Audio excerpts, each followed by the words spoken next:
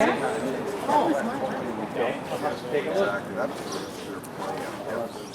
right. Well, welcome everybody. My name is Bill Kirby. You've probably seen something or heard something of what I've been saying for the last several weeks, and I'm not standing alone, and you are not standing alone. There's actually a very large group of people standing with us to the tune of almost 2,100 at this point in time. Yeah. So on April 18th, which perhaps most of you, if not all of you, were there, City Council had a special council meeting to address the lease agreement with Conestoga College for the sports multiplex. And as you all know, they had some technical difficulties which canceled the meeting, which was perhaps not immediately obvious to everyone. And those of you who were down in the Bowman room were probably a little upset at how things were playing out.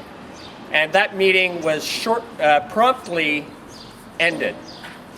With no more than 15 minutes, one delegate of 6 spoke, and the meeting was canceled in favor of selecting a larger and more appropriate venue to accommodate the more than 400 people that showed up.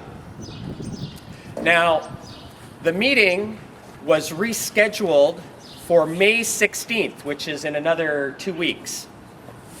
And we would have thought that that meeting would pick up exactly where we left off. But we came to know over the weekend that at tomorrow night's General Committee meeting, so the May 3rd General Committee meeting, the City of Cambridge has a motion on the table as part of this General Committee meeting. And it reads as follows. Council meeting to be held on May 16th at Beehive Hall in Hespeler Memorial Arena at 7 p.m. to accomplish the following. Pass a motion to postpone a decision on the City Conestoga land lease agreement to September 2016 and to direct staff to undertake a community consultation process related to the Conestoga site selection. It's proposed that the motion be worded as follows. That Council refer the recommendation related to the land lease agreement with Conestoga College to a special council meeting to be scheduled in September 2016.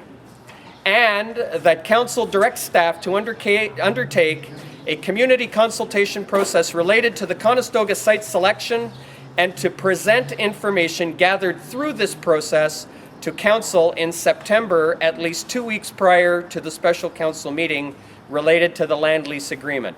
Doesn't sound so bad, in part what we were looking for, right? We want them to postpone that agreement, if not crush that agreement, so that we can have a legitimate site selection process with a clear and open criteria. It's the next paragraph that really gets me, folks. It is recommended that this motion be introduced and voted on early in the council meeting and prior to delegations, since delegates may wish to reconsider the applicability of speaking to the land lease agreement in light of the postponement of the decision and the opportunities that will be afforded to provide input and comment during the consultation process and/or the special September meeting. Further, seek council approval related to the decommissioning, repurposing recommendations related to existing facilities, and to seek council authorization to proceed with detailed design upon council approval of the site. What is the site? As it stands, they're only postponing. They are not revisiting. So the site is Conestoga College. Shame. Okay, so what this leads me to believe, folks, is that we are being paid lip service. Correct. They will hear us, but the decision is already made. They are talking to us like the autocratic dad, saying, well, because I'm dad and I said so. Well, that's not good enough, folks. No. We deserve real answers to real questions. If you're going to spend this kind of money, and we're going to ask legitimate questions, you have to give us real answers. And all we've seen is postponement and diversion tactics. And the way this motion reads right now is that they're setting the stage so that no other choice except the Conestoga choice can be made. We need to demand better. It's our money, it's our city, it's our facility. Will we all agree on where it needs to go and how it needs to be built and what needs to go in it? No, we won't. Because for every person in this city, there will be a different opinion. But what we can agree on, and what we have shown that we agree on, is that we will not accept autocratic behavior from our elected officials and the staff that work under them in terms of how we are going to spend money on the single largest expenditure in our lifetime. I expect to be here in 60 years, although my kids may not be happy about that. But who among you, except for perhaps the two very young people standing behind you, are going to be among us in 60 years from now? Okay, that's Benjamin Buttons in the back. Okay, so what we need to do right now, folks, is that this motion that's going to be tabled tomorrow night at General Committee needs to be stopped. You need to be there, and you need to bring everybody you know to that meeting. So even if you're not there as a delegate, meaning intending to speak and that you are on the list of speakers for that meeting, that council will know that we are paying attention and we will accept nothing less than the honest truth about how this project is moving forward.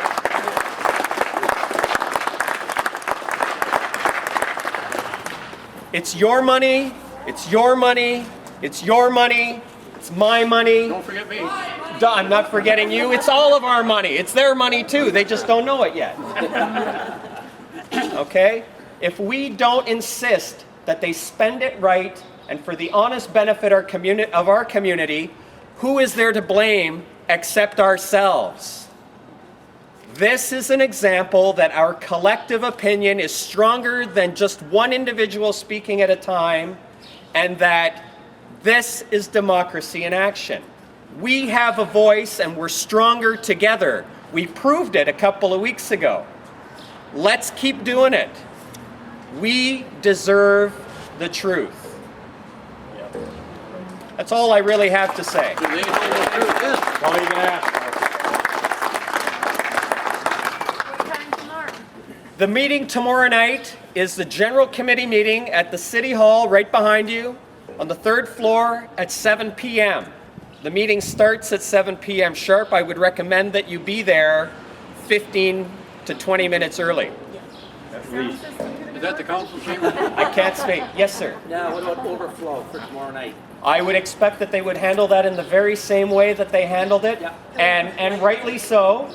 The fire code says that there is a certain number of people allowed in that room, and that is for public safety reasons. I would not dispute that for a moment. If something went horribly wrong, people could get hurt or worse, and we wouldn't want that to happen. Question for you, Bill. Could they legally lock these doors tomorrow evening?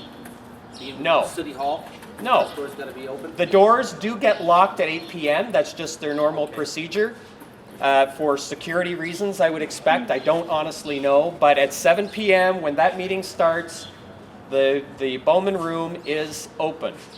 Well, that's not the regular council room then. Yes. The regular council room is on the 3rd floor of the City Hall, and I would encourage everyone to go there first. And so I'd like a show of hands. Who's going to be there tomorrow night? And who's going to bring at least 2 people with them? Hands up, everybody. Come on. Come on, keep your hands up. So triple the number that's here. We're filling that room again. We have to let them know that we are interested in what's going on, we're paying attention to what's going on, and we won't let them slip anything under our nose. Well, it's a lack of transparency, that's what it is. Well, transparency is a very commonly used word, and transparency can be a lot of things.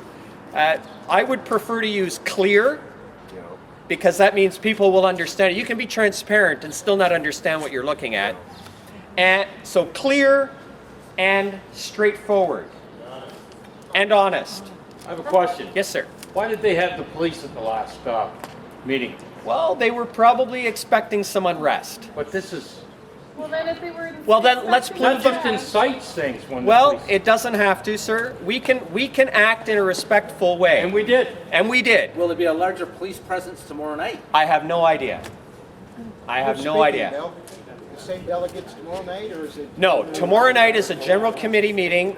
The same delegates that were listed for April 18th are listed for May 16th. But tomorrow night is a completely separate and regular meeting. So aside from 100,000 people showing up, what's the plan? Just to, Well, the plan is to let them know that they're trying to slip this motion in, and we won't accept that. What they should be doing is let the April 18th meeting play out and feel the pressure that the public is putting on them to do the right thing. And we're not saying coerce.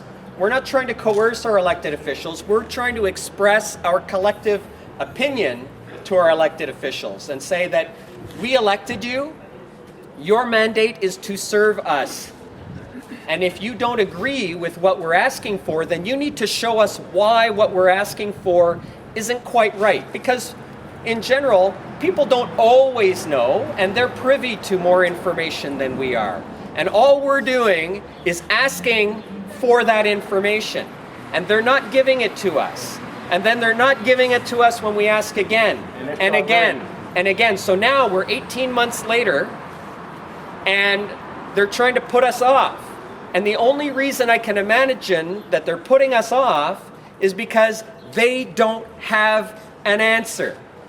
Are you going to run for mayor next time? No. You got my vote either way, Bill. Well, we don't have a write-in ballot. Yes, sir. Will you be speaking as a delegate? Tomorrow night? I am not listed as a delegate at this present time. I don't know if I will be speaking or not.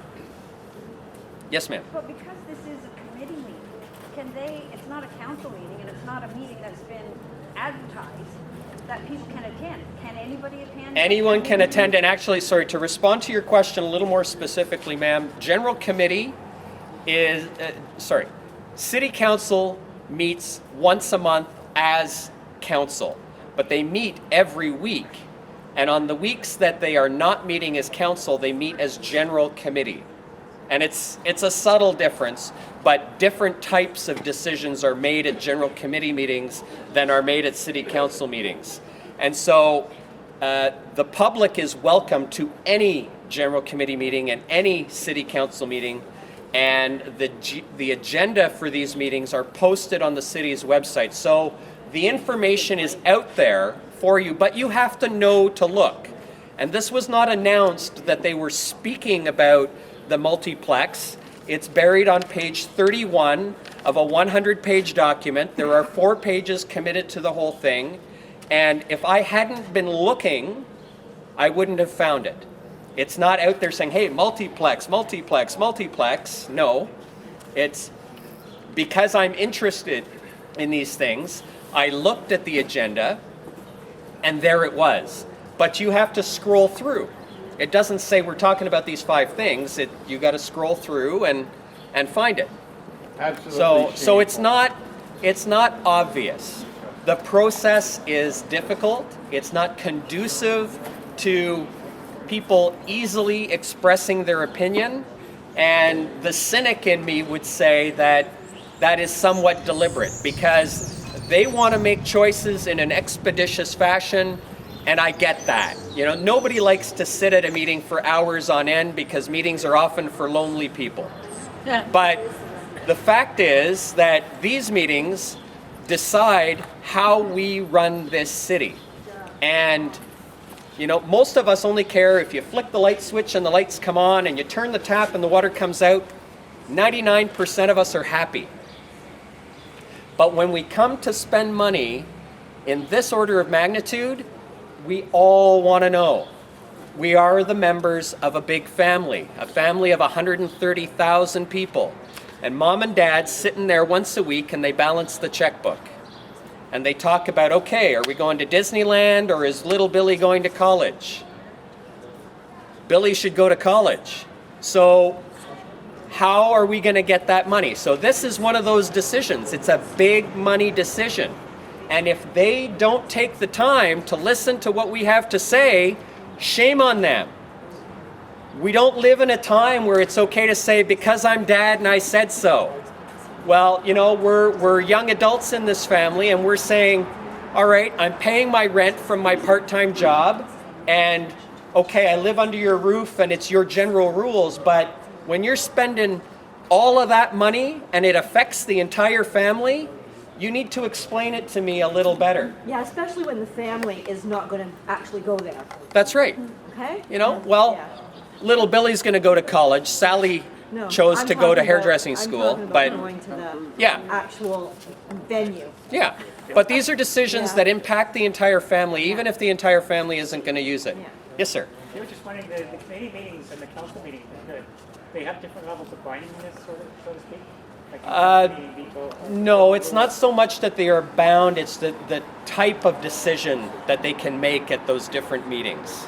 And, you know, I would have to look into exactly what the differences are. I couldn't tell you off the top of my head. Well, one thing that sort of struck me, what you said, was that, well, what you read was that part of that reading mentioned decommissioning Yeah. of facilities. Yeah. Well, it seems to me that there should be a quid pro quo, I guess you call it, between people who are being disserviced by the closing of their facility with access to the new facility. Yeah. Now, to answer your question, I mean, those facilities have been identified some time ago as slated for closure and are incorporated into the master plan. What they're doing here is saying, let's move forward with doing that. Pardon me, but in doing so, you set the stage and you create a timeline that now it becomes impossible to legitimately investigate other potential sites for this large project before you create a deficit in ice time and the services that you're already providing to the community. So you're creating you're artificially creating an impetus for this decision to be made and say, well, you know, now we have to decide. And because we've done everything else associated with Conestoga College, we have to go with that choice. We don't have time to look at anything else. It's going to cost us all kinds of money that we don't have to reverse that decision. And so what they're doing in this is sneaking those little choices under the radar. It's called creeping acceptance. And all of a sudden you wake up and say, oh, well, crap, now we have to accept it because otherwise we're screwed if we don't. You know, so you're creating a situation where you cannot make any other choice except the one that they want you to make. And they want you to make that choice because they've already committed to something that they're not willing to disclose to us how they arrived at the decision. And this is why I say we're being paid lip service. Yes, I'll hear you, but it doesn't really matter what you say because we've decided. And So if they decide tomorrow night, Bill, to go ahead with it, there's nothing we can do. there certainly is. There certainly is. It's just that now the costs associated with changing those choices We're gonna be are large. changed. Yeah. Okay, and so there, the decision-making basis has been altered by that motion if it's accepted tomorrow night. So the council, Yes, ma'am. the council can't go back on it. They can, the rules of engagement say they can have a motion to reconsider any choice that they've made, but there are rules of engagement associated with that, and depending on the choice, you have to have a 2/3 majority to reconsider. And that's where the various councillors' ability to get along with each other and build consensus becomes important. And right now, we have some serious dysfunction. Yes, ma'am. One of the things I'm curious about, we put in a bid, or it said a bid for, is it the 2020 Summer Games? Is that part of their underlying idea of pushing it through so that they have a facility in order to have these games? That's a very good question. Again, I don't have the answer. We could only speculate. Timing might suggest such a thing, but again, the facility that's being suggested is not is not one that would necessarily be conducive to the types of games that are being bid on. So that's, you know, it's a very hard question to answer, and we don't have enough information on that. Yes, ma'am. Did you meet with Montero and the mayor this week? I did not, no. A member of our group did. And do you have any information about that meeting? I do, but right now I'm not prepared to speak about that, and I wouldn't want to misstate anything that was discussed at that meeting. It's not my intention to put words in the mouth of council or city staff, only to provide you what I know for certain at this point. And I didn't come prepared to speak about that point, so I would be doing everyone a disservice if I commented on it. Do you know why the fact that the LRT, being that it's on the LRT line, is not important? Well, I'm not saying it is or it isn't. I mean, again, this comes back to the process through which the choice has been made, and we don't know. We don't know the answer to that question. I mean, we can only speculate at this point in time, and that's what we're asking, is that City Council disclose the 50 points that were part of that selection process. If there were only 3 things on that list, I would be concerned. You know, you don't choose the site for a multi-million-dollar project by saying, well, rock, paper, scissors, or, you know, pick a number from 1 to 10. You have to have a legitimate site process. Would you like me to smile for your camera? Sure, go ahead. This is Doug Smith, Okay. by the way, everyone. No, I know. Okay, so that's, you know, I don't really have much more to add. Unfortunately, a lot of the questions that are being asked are the ones that we are asking of council, and we don't have the answers to those questions. Those are the answers that we've been trying to get since early last year, and we deserve those answers. Okay? I guess we gotta be good little boys and girls just tomorrow night too, do we? Certainly not. No? I mean, Are we allowed to ask? to be good is important. What I would ask everyone who shows up at that meeting to do tomorrow night is to be respectful, because we get what we give.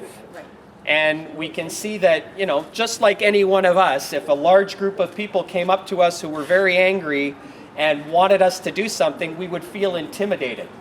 And do we want our point to be made? Do we want to influence the choice that they're making? Absolutely. Do we want to physically intimidate people? Absolutely not. We want to be respectful, because these are the people that we elected. Okay, we want them to respect us, we have to respect them. But we still have to make our point, and we have to make it strongly. Showing up in numbers is making a strong point. Being disrespectful shuts them down. They won't listen to us if we are disrespectful for them. It's already proven. Okay? So we have to speak collectively, and folks, if I say something that is not representative of our broad opinion, please let me know, because it's not my intention to ever put words in your mouth. The only mouth I can put words into are mine. Will you be speaking tomorrow night at all? No, I will not. I'm not listed as a delegate at this present time. That could change. Yeah. But if you want to speak before noontime tomorrow, fill in the delegate request form and submit it to the city clerk's office and Susan Weissman.